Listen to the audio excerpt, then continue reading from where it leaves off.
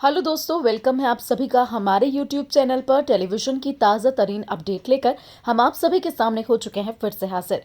Star plus पर telecast होने वाले मोस्ट पॉपुलर सीरियल और आप सभी का पसंदीदा शो, जी हाँ, हम यहाँ पर बात कर रहे हैं अनुपमा की, जिसके आने वाले एपिसोड की एक और धमाकेदार अपडेट लेकर हम आप सभी के सामने फिर से हाजिर हो चुके हैं।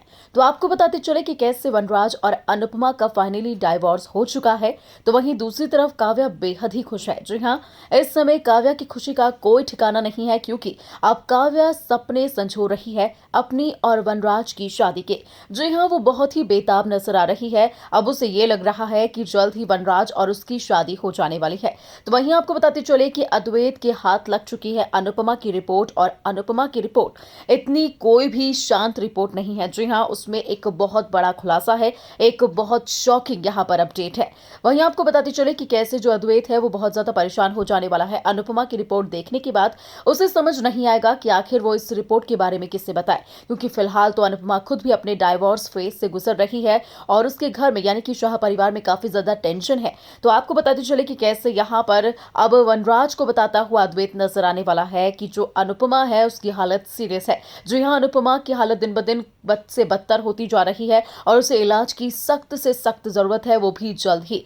तो वहीं आपको बताते चले कि ऐसी खबरें सामने आ रही हैं कि अब यही वजह वनराज के अनुपमा के क्लोज जाने की बन सकती है। जी हाँ, जहां दोनों ही एक दूसरे से पति पत्नी के रिश्ते से तो अलग हो चुके हैं, लेकिन दोनों के बीच में एक गहरी दोस्ती है जो अनुपमा और वनराज के बीच में काफी टाइम से दिखाई दे रही है। वहीं आपको बताते चले कि डाइवोर्स के बाद भी दोनों एक दूसरे के साथ काफी क्वालिटी टाइम स्पेंड करते हुए नजर आए, जहां पर दोनों चाय की दुकान पर गए और चाय पी और साथ में काफी मस्ती भी की। और यहां पर वनराज ने मान लिया है कि भले ही उनका पति पत्नी का रिश्ता खत्म हो गया हो, लेकिन दोस्ती का रिश्ता अभी भी मौजूद है। तो वहीं आपको बताते चले कि जैसे ही वनराज को इस बारे में पता चलेगा तो वनराज बहुत ज्यादा परेशान हो जाएगा अनुपमा को लेकर, और अब वो इस बात पर मेक श्योर करता हुआ नजर आने वाला है कि अनुपमा इन डिफिकल्ट टाइम्स में, इस बड़ी सिचुएशन में अकेली नहीं रहनी चाहिए, उसके साथ उसका पूरा परिवार होना चाहिए।